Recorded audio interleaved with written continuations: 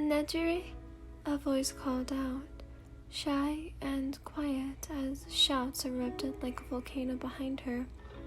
She winced and called out again, Nedjere!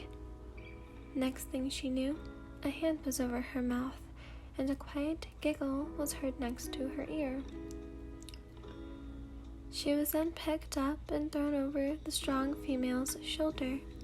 Not bothering to ask, Wyan rolled her eyes, fingers looping through the periwinkle hair she had spotted.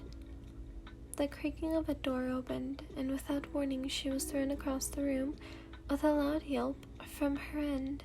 Nedjere!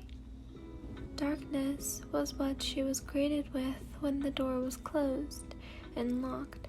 Groaning, she sat up on the bed, blindly feeling around the soft surface, touching something lying on the bed. She flinched and leapt back, eyes wide with surprise. Sitting back down, she reached over the bed and carefully let her fingers run along the pillows, eventually colliding with someone's hair. A tired groan echoed through the room, and she slowly sat back, resting her hands in her lap.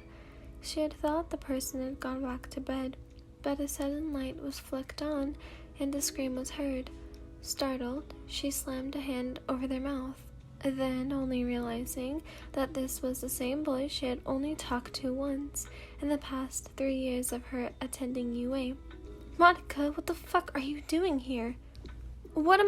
This is my room, you idiot! What are you doing here? He exclaimed, sheer surprise and shock resting on his face as Wyan narrowed her eyes. Would you believe me if I said that was Nedjere's doing? He paused. If it was any other person, I would have said no. But Hadu has done this to me before, so yes, I believe you, sadly. Geez, no need to sound so disappointed. She teased and he huffed, standing up to stretch before reaching for the door. After he had opened it, he flopped back down onto his bed, pulling the covers over himself. Door is open, get the fuck out. She gasped with fake offense and stood up abruptly. How dare you speak to me like that? I'll have you know I have keto on speed dial. He laughed. Very funny, Ellen, but seriously, get out before I set the twins on you. Good luck with that, pretty boy. Oh, so I'm pretty, Not what I meant, but keep dreaming. Oh, I will. The door was intentionally left open, as Wyan had spotted a certain blonde waiting for the perfect moment to pounce.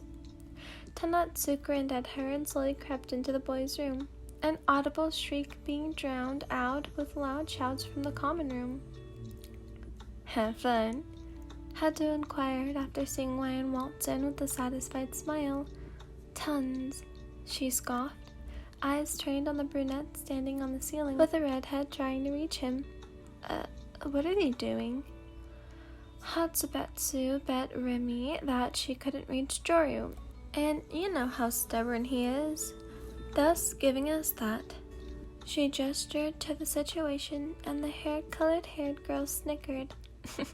Points to Keto, I guess. Real smartass, huh? Who's a smartass? A chirpy voice interrupted, and the two turned, being greeted with a tall and creepy boy with eyes too purple to be real. Wyan smiled at him, trying to seem as nice as he stared. No one, don't worry about it. She stopped once she realized she didn't know his name. You don't know my name? Sorry, I see Amajiki sitting by himself. Can't leave a guy hanging, you know? Anyway, see you. She tried to make her escape as quick as possible, seeing as Hado had already snuck away since the boy's attention was all over Wyan. Good thing Amajiki wasn't too far away. He noticed her heading toward him and straightened himself after seeing the look in her eyes. Everything okay? Yeah, just peachy, she responded, leaning her head onto the wall as eyes burned into the back of her skull, threatening to split it in two.